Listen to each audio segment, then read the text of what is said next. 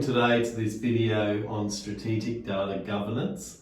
My name is Nigel Schmalkuche and I'm with Venkatesh Gadam. Hi Nigel.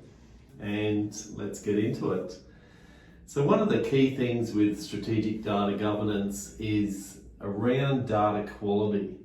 And there's a lot of examples, I guess, around data quality that we have that innates the importance of having data governance in place. And Ben, can you explain some of the examples? Absolutely, thanks Nigel.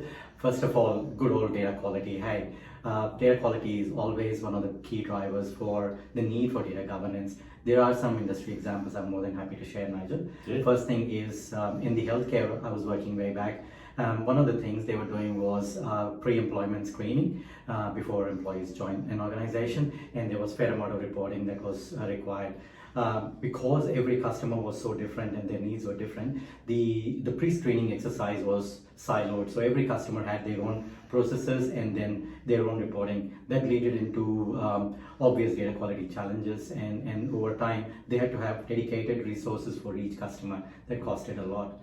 The other example I can share is one of for the e-government services. While working for a government agency that provides common services across multiple government agencies, there again I observed the data was in that scenario was collected by phone or visiting childcare services and so on. And whilst they were able to manage the cases individually very efficiently, but over time when they started looking at multiple cases, what I observed was, well, they were different. The cases were managed very differently, and that led into more complexity. And if they had to do compliance reporting, that was complex again because they had to bring all the data together to make it work.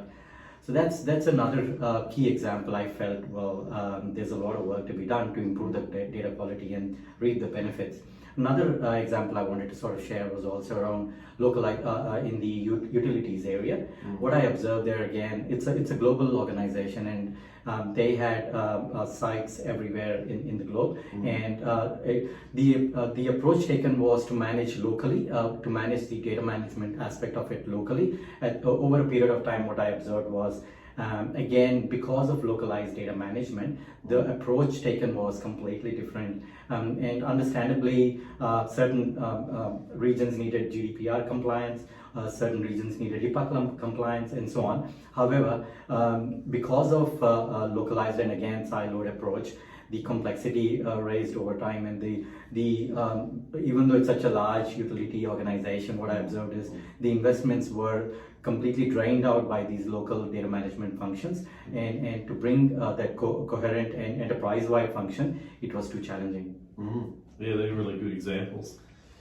And what we have here is some of the aspects, I think, the dimensions across data quality that can enable you to measure them and provide some statistics, and it would bring up some of those examples that you put. So absolutely. Just briefly, we've got availability, we have reliability, coherence, usability, presentation, and relevance. They're great dimensions, Mike. Mm-hmm. Yeah.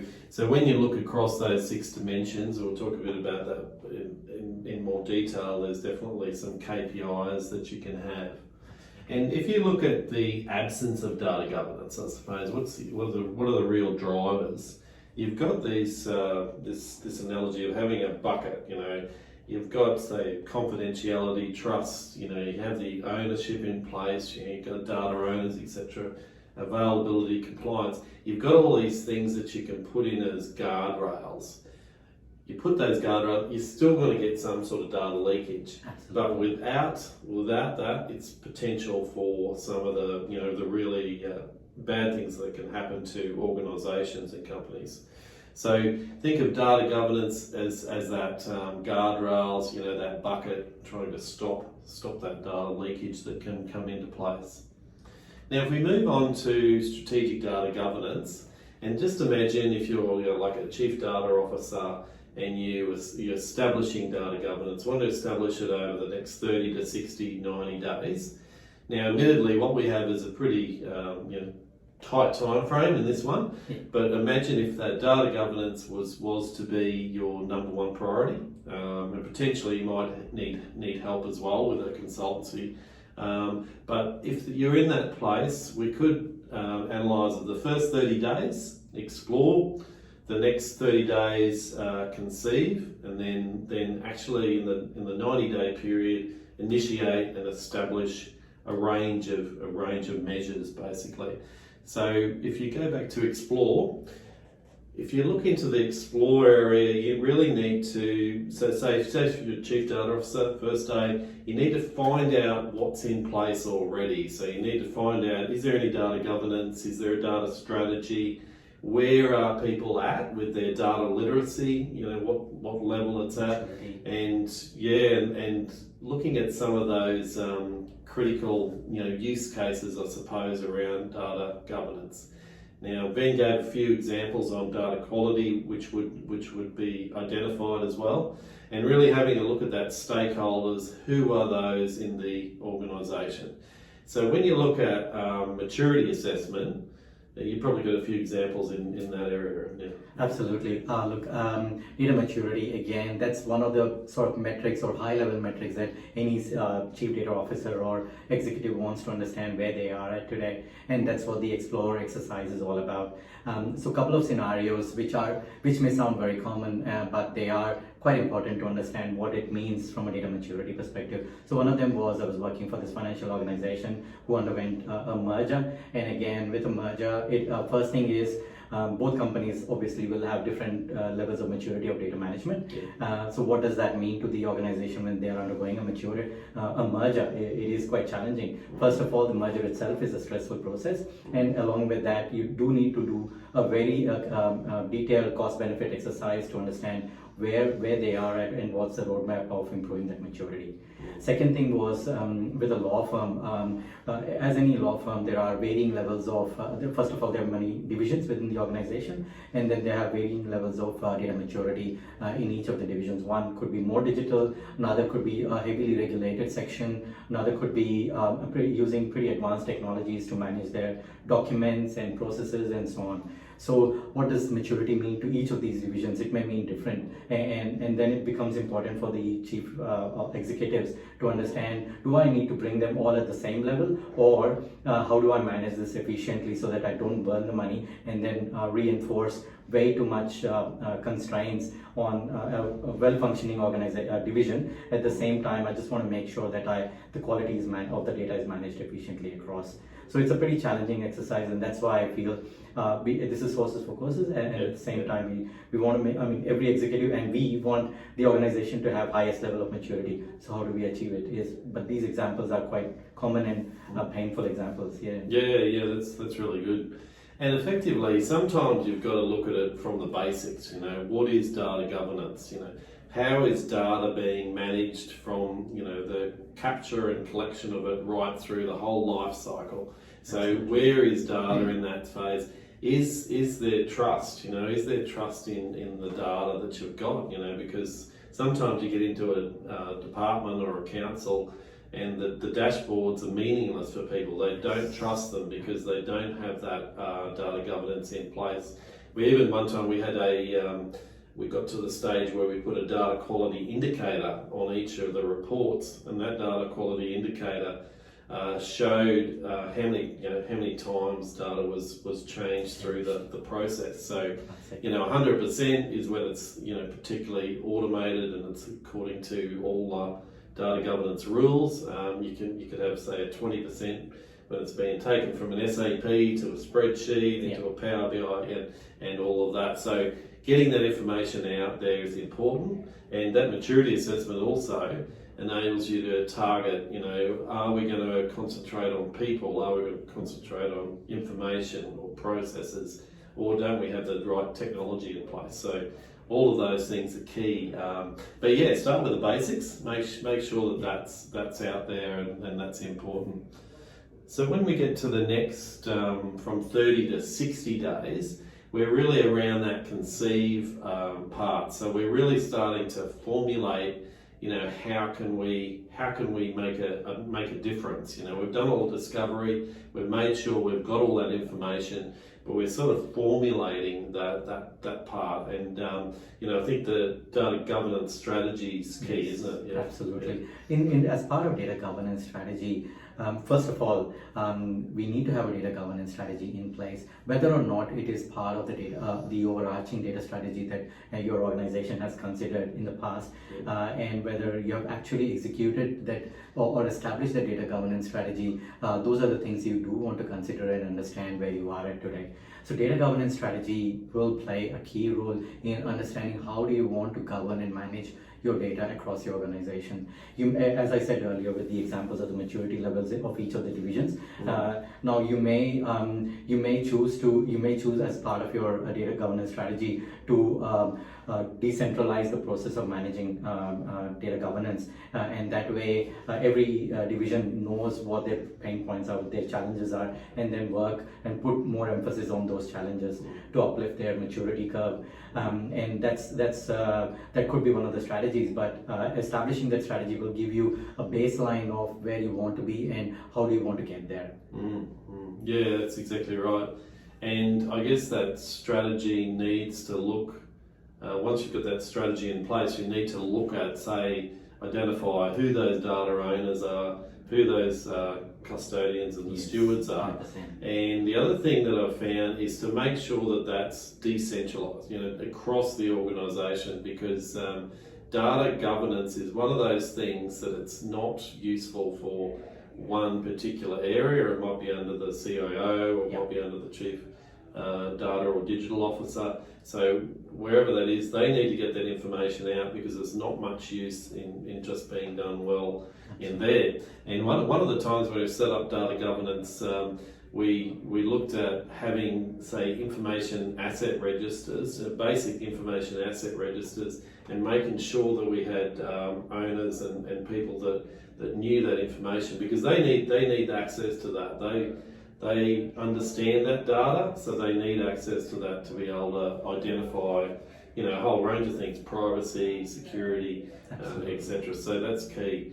So that's in that 30 to 60 days is really to get that strategy level, identify the ownership, and then we come to the 60 to 90 days is really where you've got the big lot of work, I suppose. Yeah, essentially. Yes. So that the initiate stage. So I was flicking between screens just to confuse you. So anyway, that 60 to 90 days is really where we're putting things into action.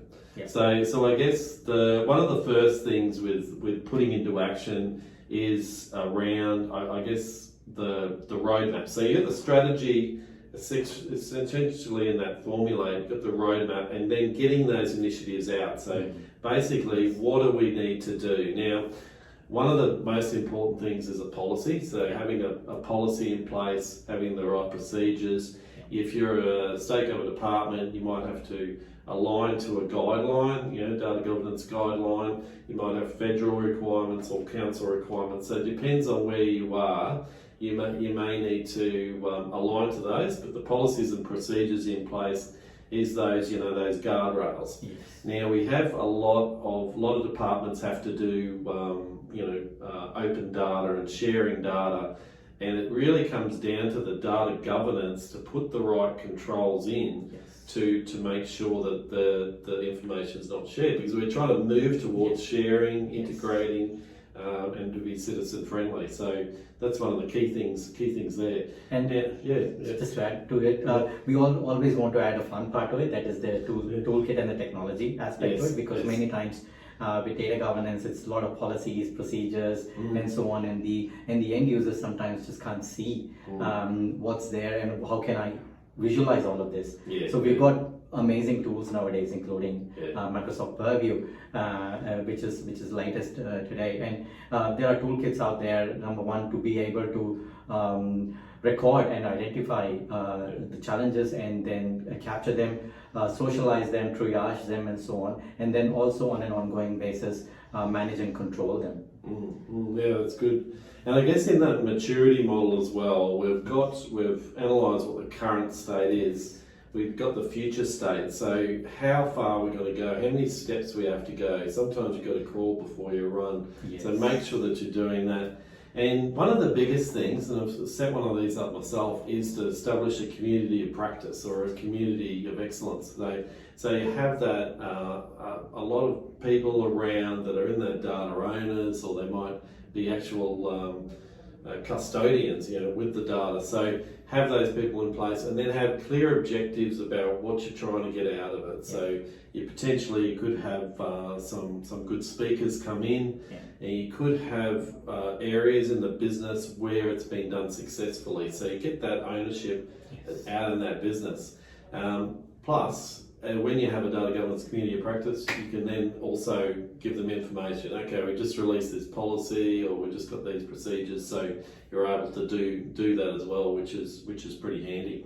So that's key for what we've got. Now, just had some key takeaways, sort of thing, from what we've been talking with Ben. So around that data quality, I think we've got all these. It's a major driver, I suppose, for data governance, and particularly if you're putting together a business case around the need for data governance, data quality can be quite a good one to look at, because it is one of the measures that you can where you can improve it. Assess the maturity. So Ben mentioned around the maturity model.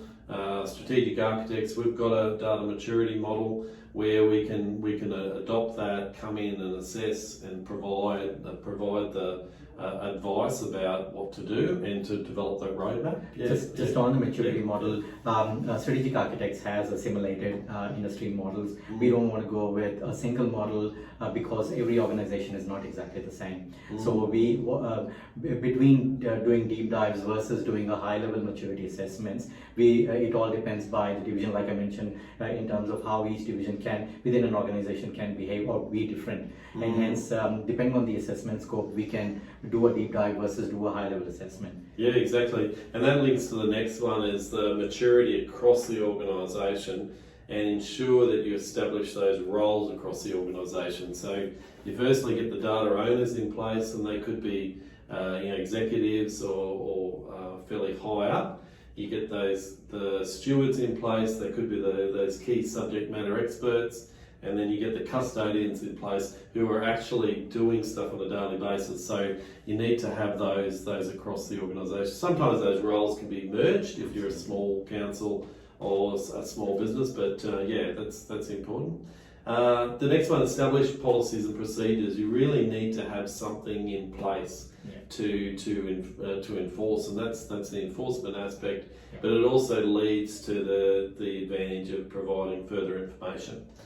And selecting the right technology. There's a few technologies out there. A lot of businesses have Azure and Office 365 sort of in place already, but you might be, could be SAP Data Steward, could be any of the ones, and the data governance part needs to link to your key business systems, because that'll enable it to be done. And utilise key metrics. I think the KPIs are important. How are we going to measure success? How do we do that? The old Peter Drucker sort of said you need to measure it. So to be able to be effective, so work out what that is. What's the process there?